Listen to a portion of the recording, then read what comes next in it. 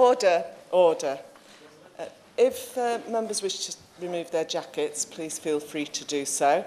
And of course your ties, if you wish. I have removed mine, as you see. Mr. Mark Harper, to move the motion. Ms Ryan, I beg to move that this House has considered the matter of balancing the public finances.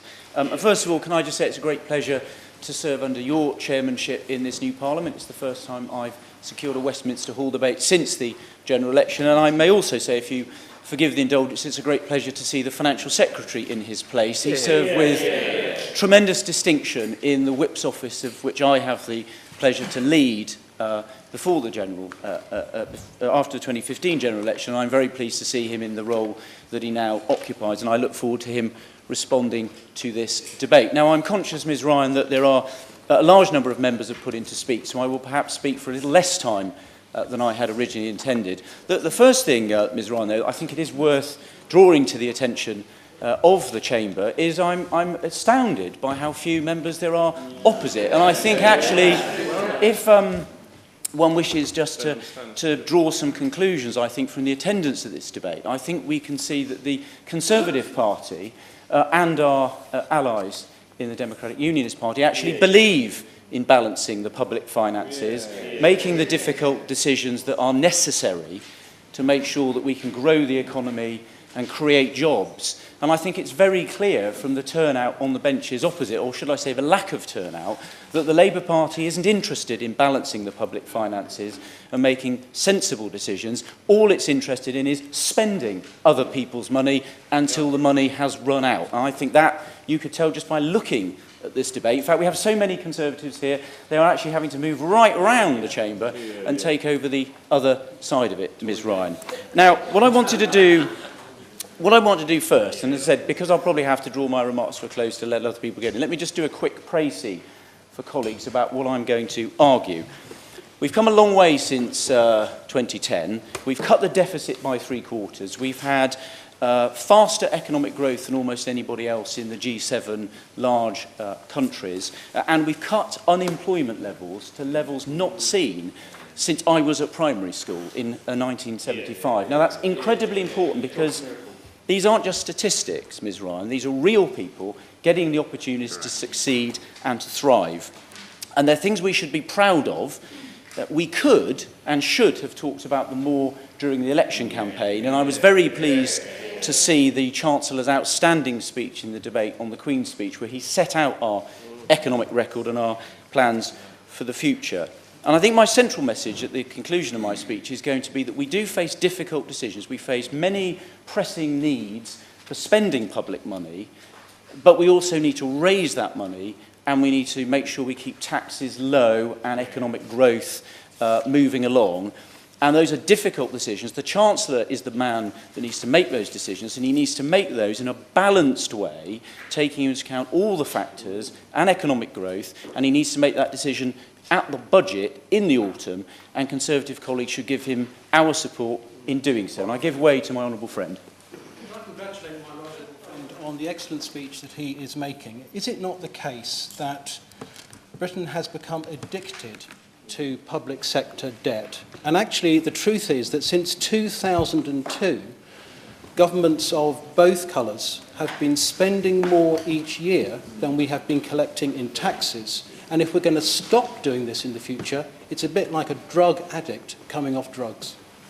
Well, my honourable friend, I think, sets out the position clearly in terms of what's happened in the past. And I think I do want to spend a little bit of the time on the challenges facing us in the future. But it is worth looking at the economic record for two reasons. One, because we didn't make these decisions and get the success we had easily, and it was contested, and our political opponents challenged it every step of the way. But it has been successful, and it therefore gives us, I think, the credibility to talk about facing the challenges in the future. So when we came to power, Ms. Wright, let me just make this point, and then, of course, I'll give way to my honourable friend. When we came to power in 2010, the budget deficit was just under 10%. It was £150 billion a year. In the last set of figures that we've got, of actual figures, we've reduced the cash deficit to £46 billion. It's down 70%.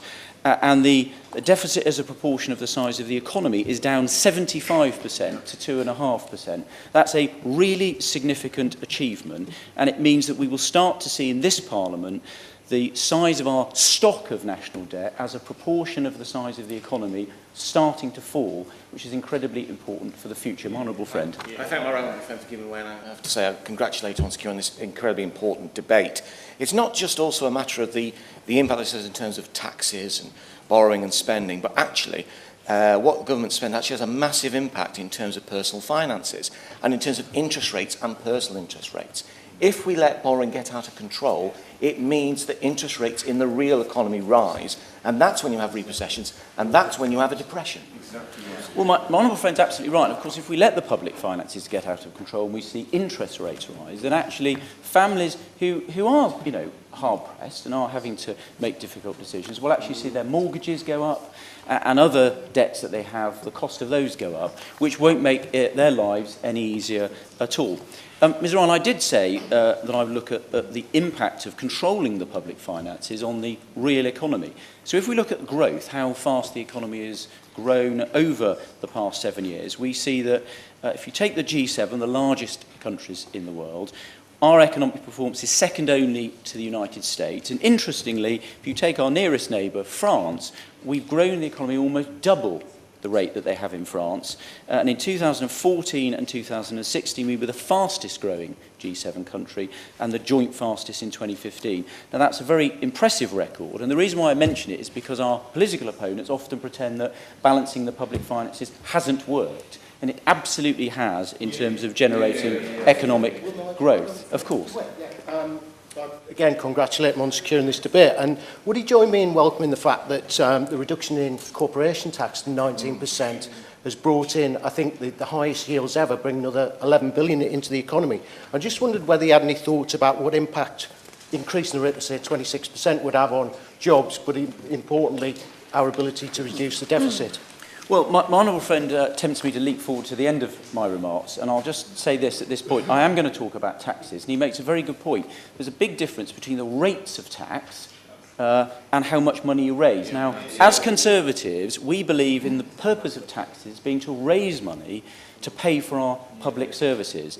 And the Chancellor made it clear in the debate on the Queen's speech that by reducing the rate and encouraging businesses to locate here, businesses to be more successful, we actually raise more money to pay for those public finances. I think the Chancellor said £18 billion more to pay for those public finances. And it seems to me fairly likely, looking at that performance, that if you were to raise corporation tax, there's two things would happen. First of all, you probably wouldn't raise the money, so you could pat yourself on the back and pretend you were raising taxes, but actually you wouldn't be raising the money that pays for the public services. But secondly, it's fairly obvious to everybody, it's fairly obvious to everyone on this side of the House, that those taxes don't actually fall on businesses at all. If you raise taxes on business, there is no mystical business to pay them. Those taxes either fall on the workers, who will receive smaller pay rises, or they will fall on the customers, who will see higher prices, and they will all feed through, and everyone in the economy will pay the price of those corporation tax rises, and we probably won't raise any more money to pay for our public services, thus shooting ourselves in the foot. So my honourable friend makes exactly the right point. I also wanted Ms Ryan just to mention jobs. This, I think, is the thing on which I'm proudest. We see 3 million more people in work at this point in our time in government than we saw when we first got into office. Let me just give a very specific example, which I think will be very heartening. It's the impact on young people, Ms Ryan. Let me just make this point, then I'll give way to my honourable friend. In 2010, the unemployment rate amongst young people in this country was about comparable to our neighbours in both the European Union and the Eurozone. It was about 20%.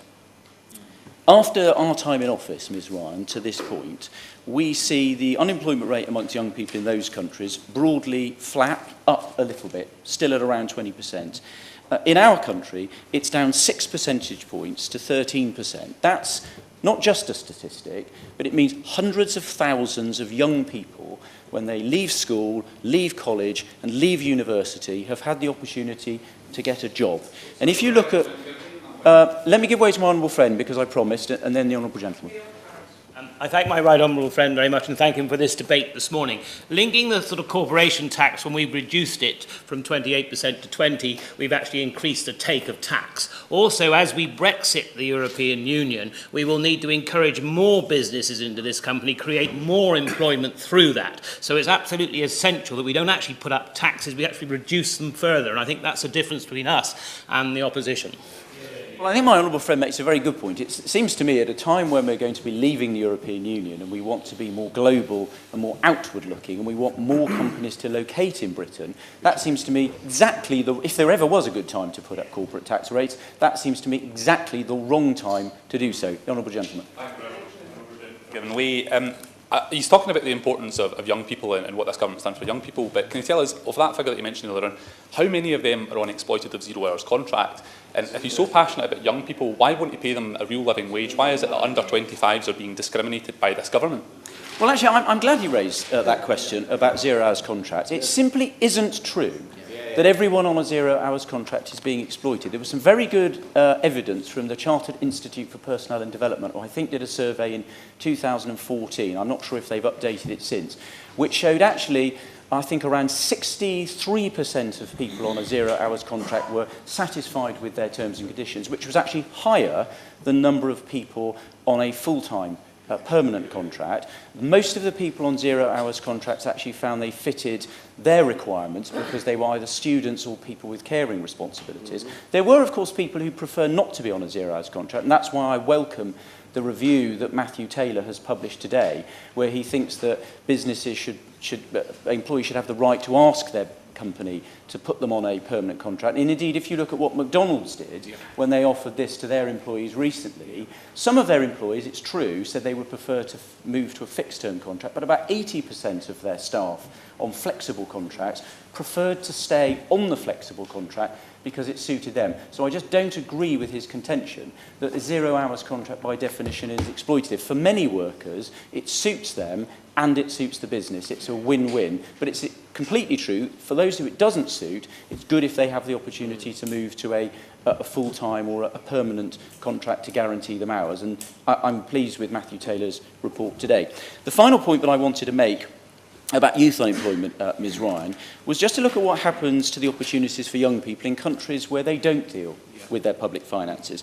If we look at the most obvious example, Greece, where they clearly haven't dealt with their public finances, 47%, so nearly half of young people are without work.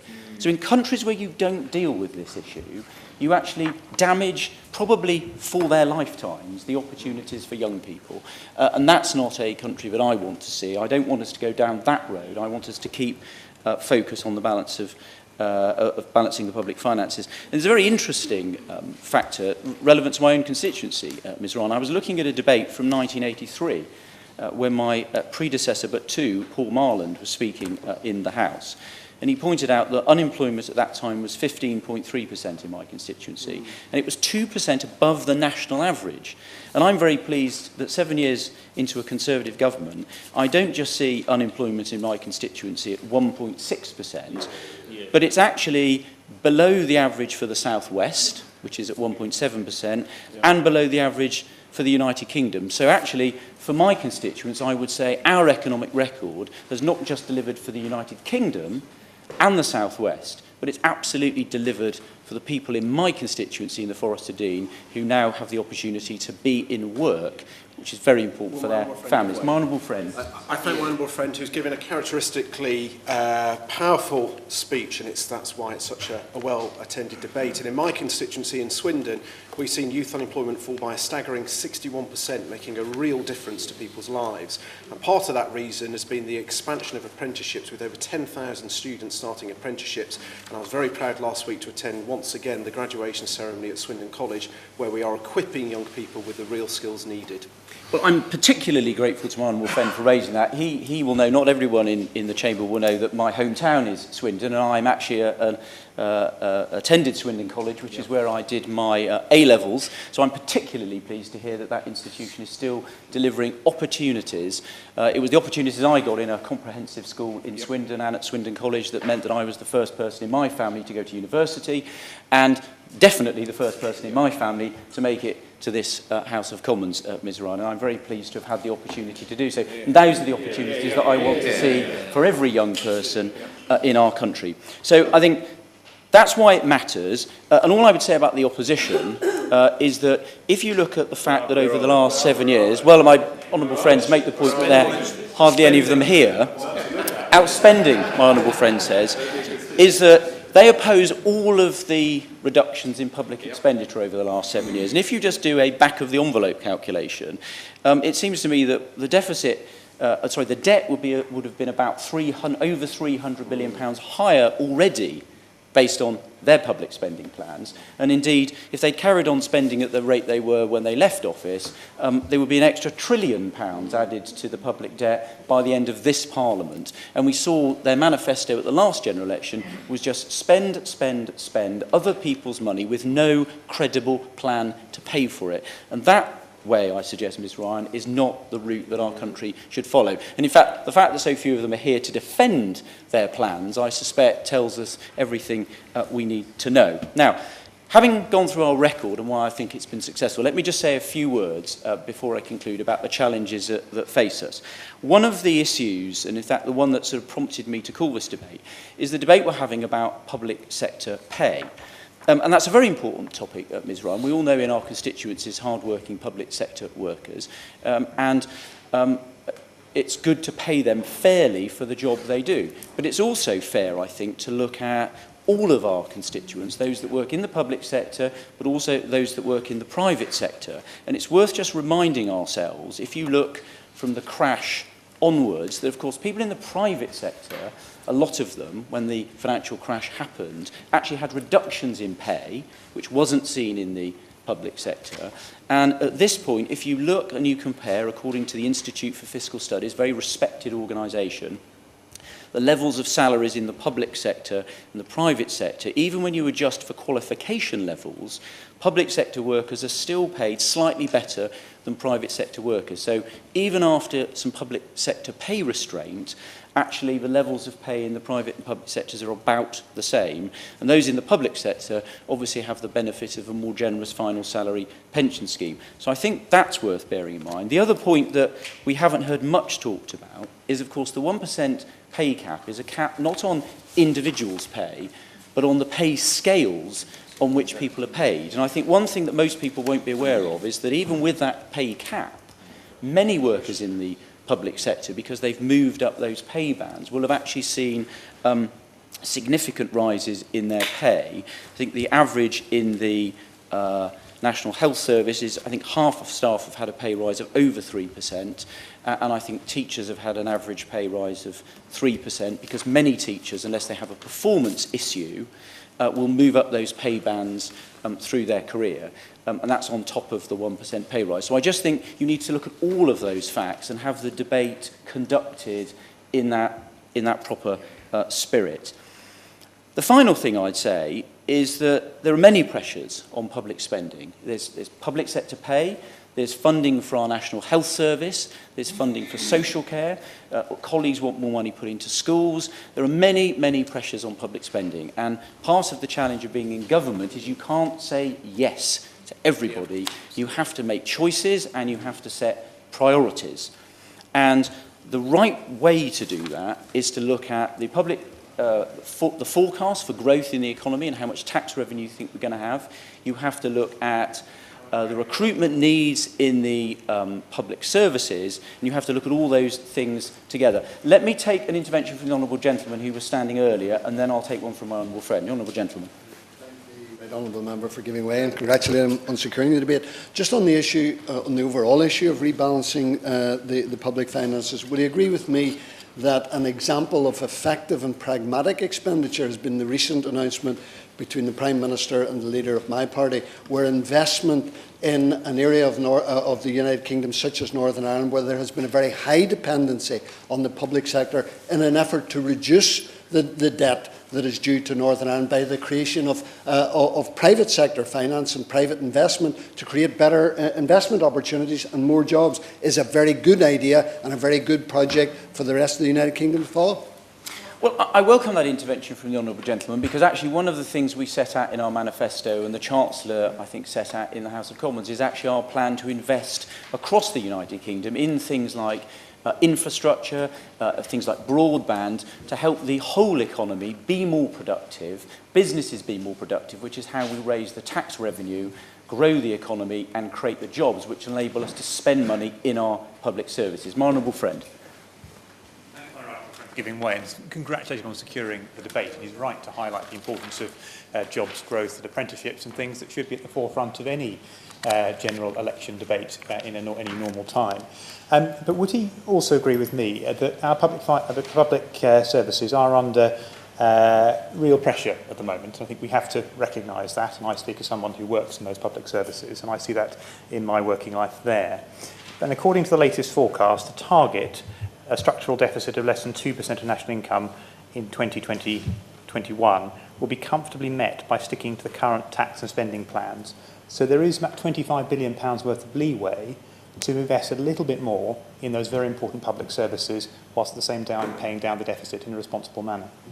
Well, I don't disagree with my honourable friend in the sense of investing in our public services, and he will know, of course, that part of the reason why the Chancellor in his first budget, when he took over last year, loosened his target a little bit was, of course, to build in some flexibility to deal with the headwinds that we may face in leaving the European Union, some of the challenges that we may face. And I think that was right. But I was going to come on to say, and in fact my honourable friend gives me an excellent lead in here, the only way that we can pay for our public services is we either have to raise the money from economic growth, which is how he's suggesting we do it, or we have to borrow more, which I don't think would be sensible. It would damage our public finances, raise interest rates, as my honourable friend said, and put pressure on our hard-pressed constituents, or we have to raise taxes, and I don't think that would be the right thing to do either. So I think my honourable friend's right. When the Chancellor looks at the public finance position in his budget, he needs to look at the growth forecast from the independent Office for Budget Responsibility. So he needs to look at what tax revenues he's likely to have. He then needs to look at the pressures on our public servants, on our public services. He needs to look across the piece, look at all of the pressures he faces, and then he needs to come to a balanced budget judgment, weighing up all of those things, and then we need to back him in those decisions. What we can't do is each week have a particular story that's running around. We then decide that happens to be the flavour of the month. And then when we get to the budget, we discover we've run out of money. That's not the right way to run a sensible government. And I think that, is the message to the Chancellor. The final thing I wanted to say was, of course, how we pay for all of this. And I would just remind colleagues on my side that in our manifesto, we said that we wanted to keep taxes as low as possible because taxes are levied on businesses that employ people and individuals who work hard and face decisions how to spend their money.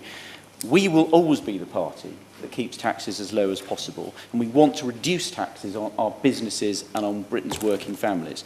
And we made it clear we'd deliver our increase in the personal allowance, we would not increase value-added tax, and we would stick to our plan of reducing corporation tax because it brings investment and jobs to Britain. And as I've already said in response to an intervention, it raises more money for the public finances, not less money.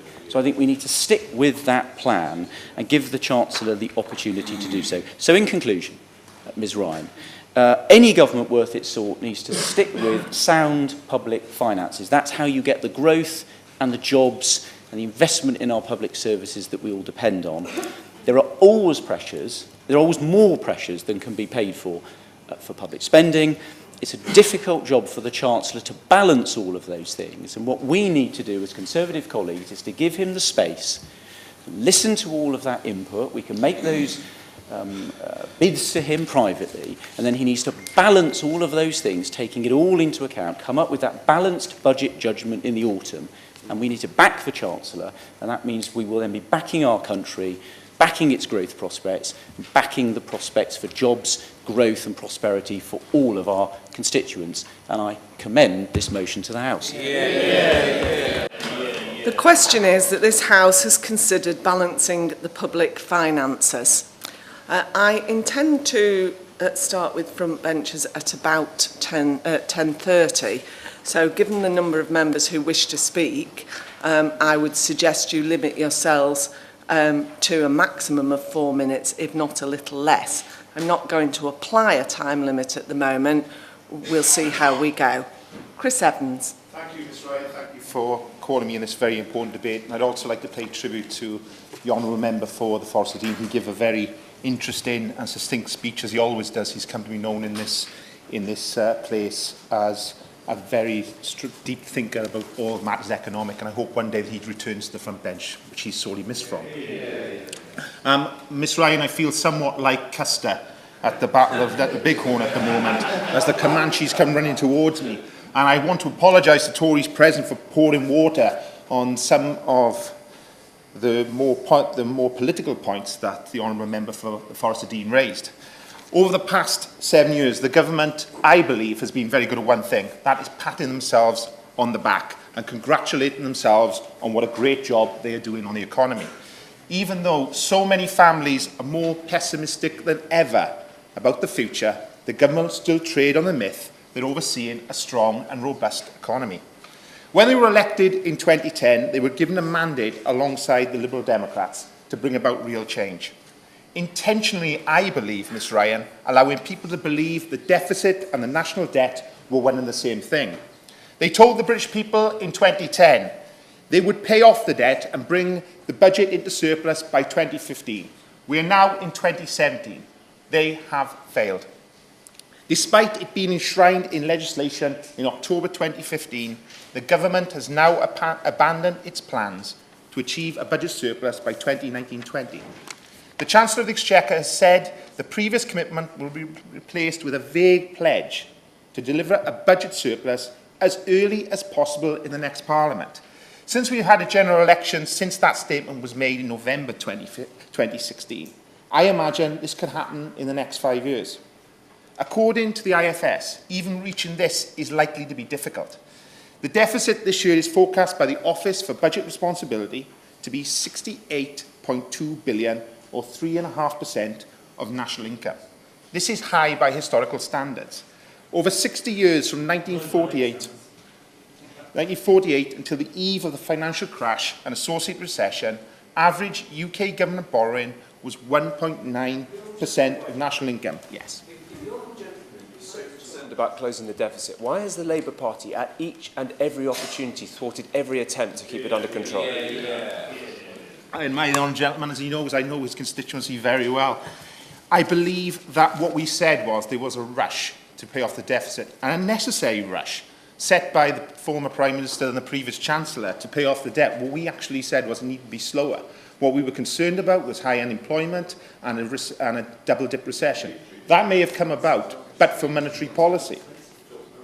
After 6 years of austerity, the deficit this year will be higher than it was 80% of the time in the 60 years before the financial crash, while debt is now at its highest level as a proportion of national income since 1965-1966. Is there any wonder when the electorate were told by the Tories, trust us to pay off the deficit, they responded by taking their majority away from them? The problem is, the party opposite do not get it. They were told time and time again by the electorate they wanted change, and what they got was business as usual. Nearly 10 years after the financial crash of 2008, its legacy still weighs heavy on confidence and growth. Its very nature rocked financial institutions in this country. Suddenly, phrases like safe as houses or money in the bank become laughable cliches. As the Labour government rushed to bail out the banks and bring about the largest peace-down stimulus, the Tories nodded their approval. It not was till much later, for political purposes, they brought about words like deficit denial or the age of the austerity, the political lexicon. Sustained austerity has in the main been bad for the British economy. As the deficit fell from 10% to 3.5%, around a percentage point has been reduced from demand each year. The labour market has been unable to return to productivity growth to anything resembling pre-crash levels. In June, the British Chamber of Commerce released its second quarterly economic forecast for this year, and their predictions do not make good reading. They forecast for the next few years, economic growth will underperform its historic average, falling to 1.3% next year and only rising to 1.5% in 2019. They also predict that inflation will rise to a 5-year high of 3.4% towards the end of the year. Interest rates are also expected to rise by 0.5% in the first quartile of 2018, much earlier than initially predicted. At the same time, there is a tax gap of 36 billion between expected and actual receipts in 2016. We can talk about tinkering with tax levels, but it means very little if we do not collect taxes effectively in the first place. All this comes around as the government has still not given clarity to its plans in the post-Brexit world. The government's main tool to address inherent weakness in our economy has been monetary policy. Constraints on how low interest rates could go meant the Bank of England had to buy gilt, so-called quantitative easing. This move, together with interest rates cut to the lowest possible level, has probably kept a lid on high unemployment, but it's only papering over the cracks. Listening to some of the speeches over the years since my time in this House, and how sunny the economic outlook has always been, the question has to be asked, why are people not cracking open the champagne and singing Happy Days here again? The reason is simple. People feel more anxious than ever. They view innovative technology with suspicion. They fear jobs will be automated or lost. GDP can measure the health of the government's spending, but it can never measure people's happiness, concerns or worries. Productivity has not recovered, and as a consequence, real wages are below what they were a decade ago, something no one alive has ever experienced before. The facts are stark. There is a 16% shortfall of the UK's productive capacity. Monetary policy can only stabilise demand around the economy's potential. It cannot increase it. Boosting long-term prosperity is firmly the job of the government's structural or supply side policies, something which has been sorely lacking from the Tories in the past 7 years. It is the government's policies which influence investment in education and skills, capacity for research and development, the regulatory environment business operates in, the flexibility of the labour market, and above all, in the light of Brexit, its openness to trade and investment. In the Queen's speech, the Prime Minister said that her government worked to attract investment in infrastructure so as to support economic growth. She also spoke of plans to spread prosperity and opportunity across the country. For giving way. Would he take this opportunity to welcome record employment in our country? I admire the man. I admire the honourable gentleman for the mischief he's trying to cause me. Of course, I'm always going to welcome. I'm also going to welcome people in jobs. But what I'm concerned about is the inherent weakness in the economy, which is the lack of investment, lack of industrial strategy we've seen over the last 7 years. Now, the Prime Minister has talked about that. I hear you saying we are not a growing economy.